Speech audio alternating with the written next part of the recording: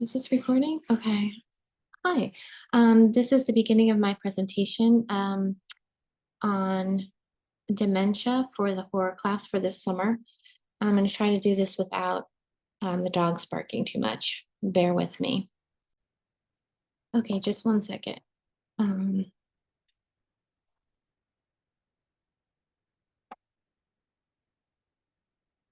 all right, so I'm sorry.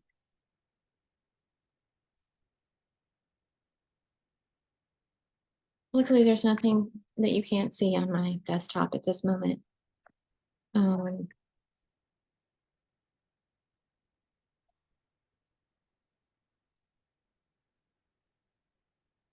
Hold on one second.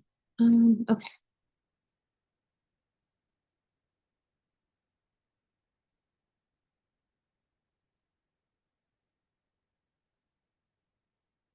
Okay. So I chose this particular topic because my mom has a form of dementia and because I'm afraid that I will have it as well at some point. But first, I want to talk about what dementia is.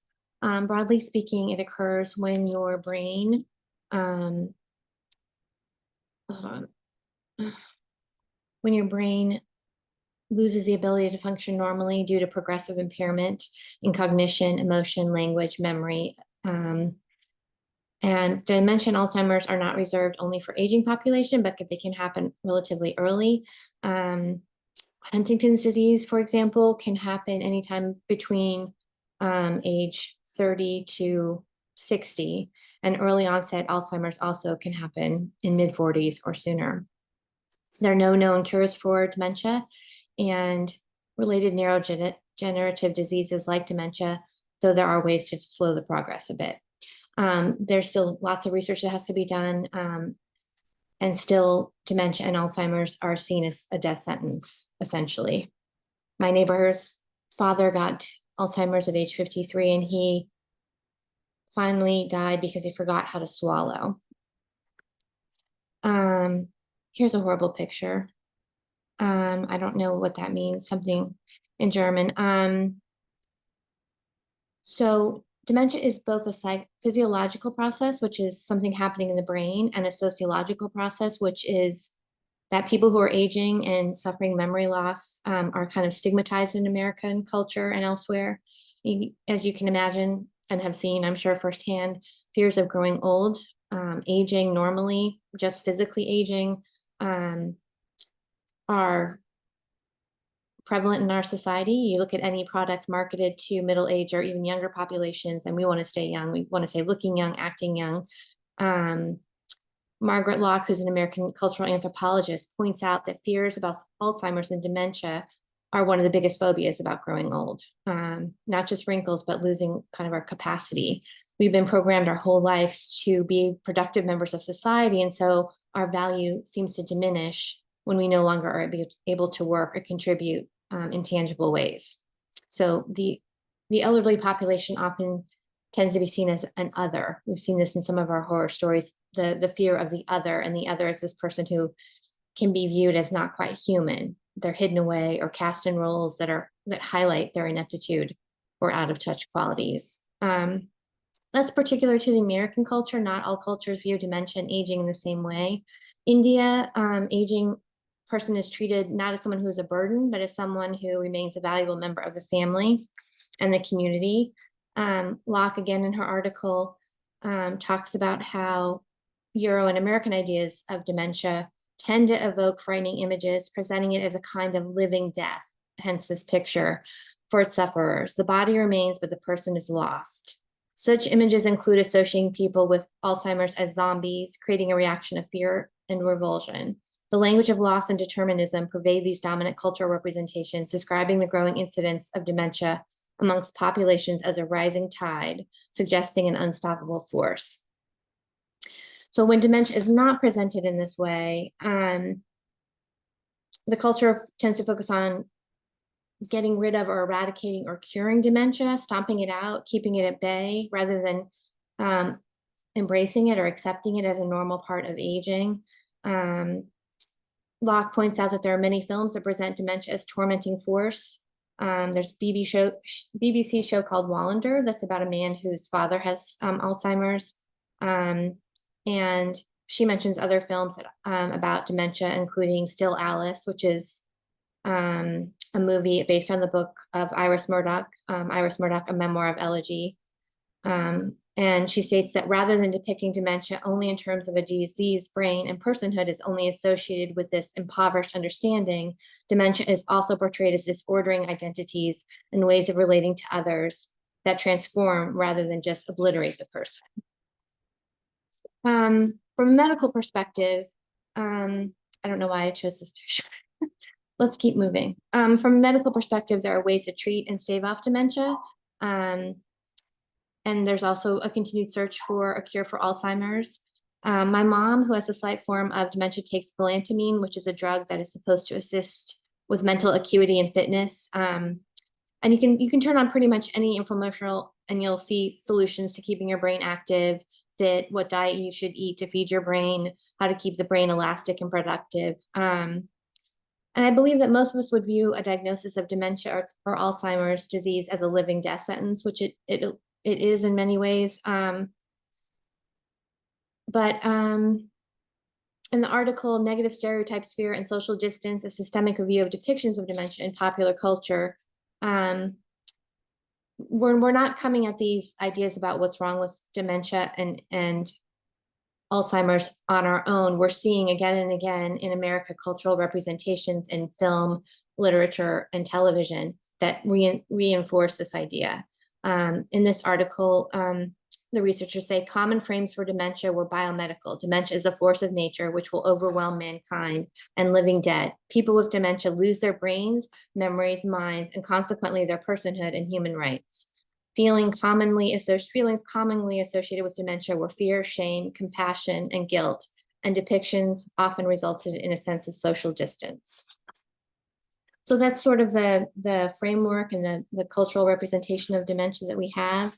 And I'm going to turn to specific examples.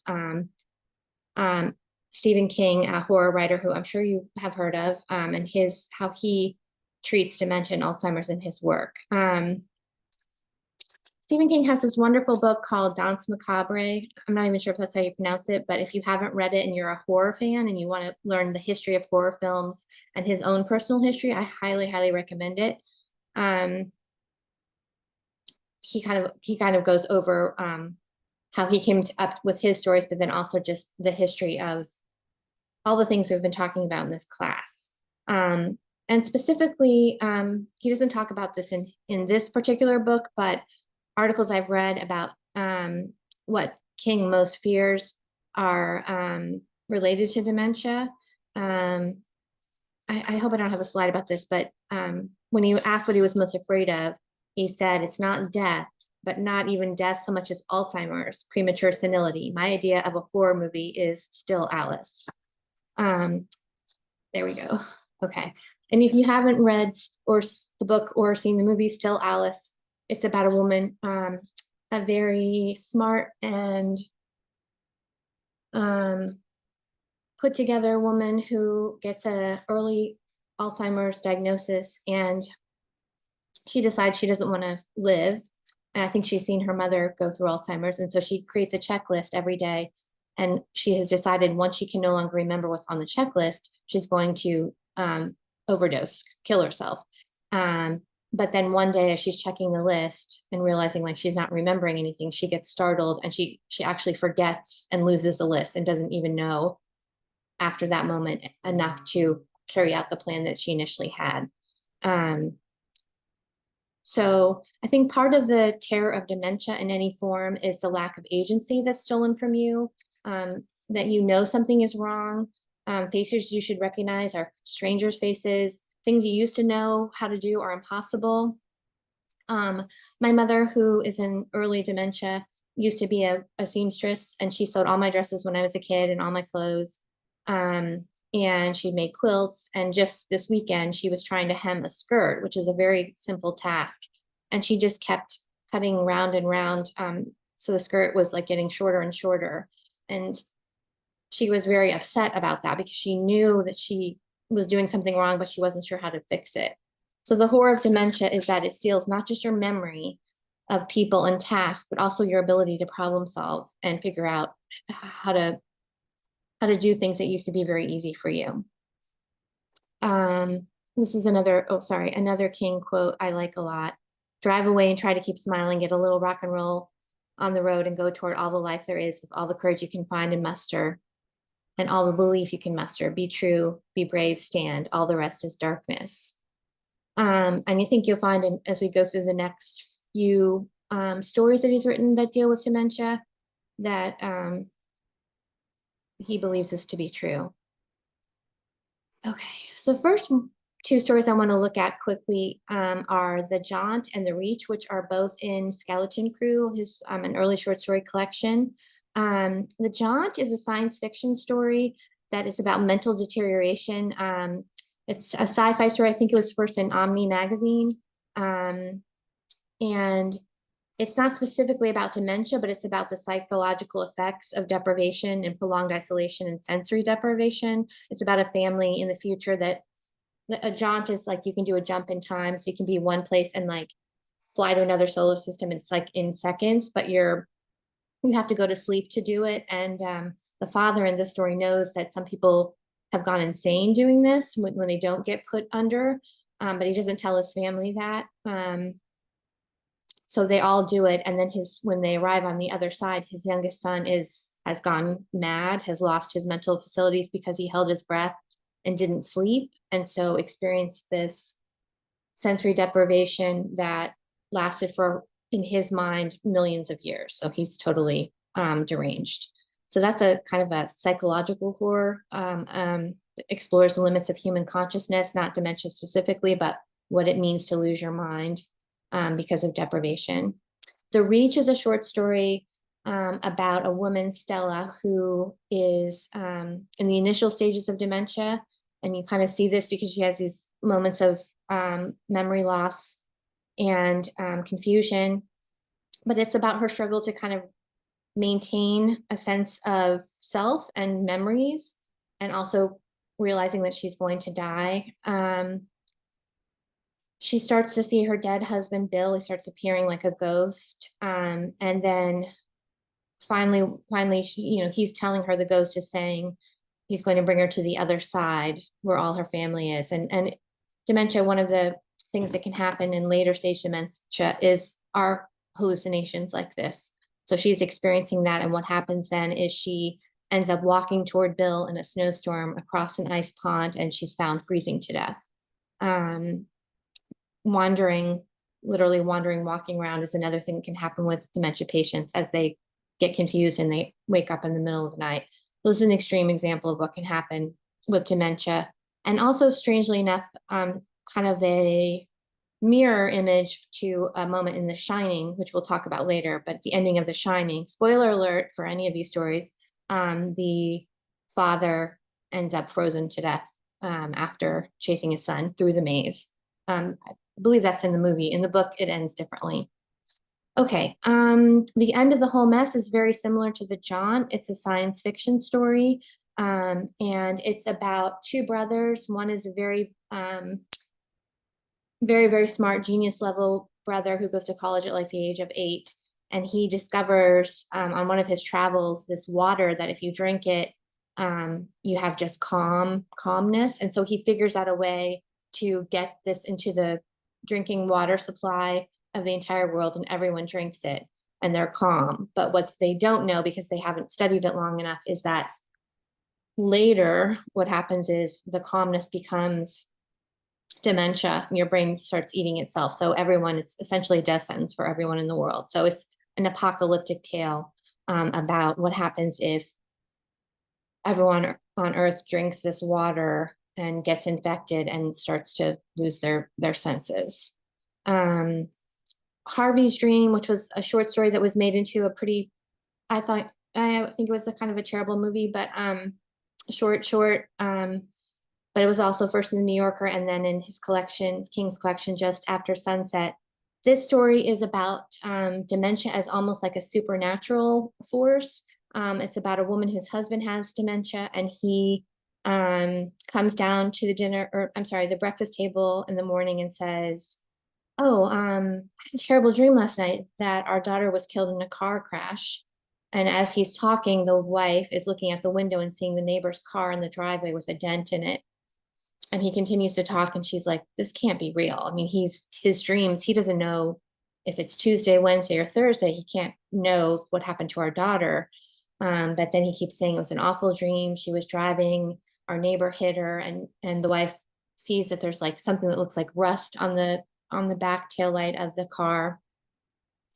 And then the phone rings, and the what you assume as this as a reader is that either Harvey has actually dreamt this, or he heard it, or somehow subconsciously knew that this was going to happen. So there's almost like he can't tell the difference between dreams and reality.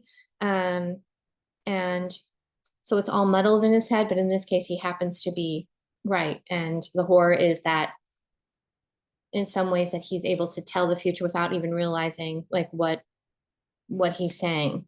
And this reminds me of today. My mom told me she had a nightmare that she was wandering around and she had lost her shoes. And she said, you know, she was just barefoot and felt hopeless and she thought she was dead. Um, and so in many ways, I think for some, dementia is kind of a living death. It's this slow erosion of your facilities that is terrifying, not just for the individual, and I can't imagine what that's like, but also for families, to kind of see this happening. This is an uplifting presentation, isn't it? um, Batman and Robin have an altercation from Harper's Magazine. This is King's story about a father-son. The father has Alzheimer's and or dementia, and the son goes to visit him every week. And in this story, they go to Applebee's, and the son describes Alzheimer's like this. There's an old joke about Alzheimer's. The good news is that you meet new people every day. Sanderson had discovered the real good news is that the script rarely changes. It means you almost never have to improvise. In this particular story, the father's described in this way by the son. It's not one of his clear days, but it's not one of the really bad ones either. It's good enough for Applebee's. And if they get through it without any accidents, all will be well. He's wearing incontinence pants, but of course, there's a smell. In this story, Sanderson gets into a fender bender with his dad, driving him back to his home. And the guy who hits him is this big, scary prison break looking guy with a bunch of tattoos and like just this awful sort of monster of a man who punches Sanderson in the stomach and then starts to beat the crap out of him. And as he's laying on the ground getting kicked and hitting his head against the car, he sees blood and he thinks it's a nosebleed, but it's actually his dad has gotten out of the car and taken a butcher knife and stabbed the stranger in the neck. So he is not sure what is happening and he's confused, but he knows that he needs to act. He knows that that man was beating on you. He has some agency, some cognizance left, enough to defend his son, who may otherwise have been kicked to death by the stranger. Here it seems that King is showing that even in dementia, individuals still have the ability to fight and to take care of their family, some recognition, just like Batman of the story's title. It's what Batman would have done if Robin were getting beaten up. These are just 5 of the stories, but I could talk more about some other books where dementia or memory loss or mind loss is explored. Duma Key is about a woman in Florida who has dementia. I have not read that book, so I don't feel comfortable talking about it, but I read a little bit online about that it's about her loss of memory and trying to figure out this mystery. The Shining, as I mentioned, I believe you could read as a tale about supernatural hauntings at the Overlook, but also about a man slowly losing his mind, because the father in The Shining is starting to hallucinate like people with dementia do. He's relapsing from alcoholism, or at least he believes he is. So there's something happening with his mind. And the book that I'm most familiar with that is about memory loss slightly is Dolores Claiborne, which is the story of a woman who has killed her husband in kind of in self-defense or proactive self-defense. He's molesting their daughter, and she lives with a woman who named Vera, who has gotten older and is suffering dementia and really just wants to die. And so Vera, at one point, the older woman throws herself down the stairs to die, to kill herself. She's in a wheelchair. She's unhappy. She has some understanding that she's not who she used to be. And so when she sees Dolores Claiborne standing over her saying, I'm going to call the police, she says, don't. You know, she thinks that she's seeing her dead husband and her children, and the dust bunnies are after her, and the wires in the wall are after her. And she begs Dolores to kill her, saying, I'm tired and I want to be done.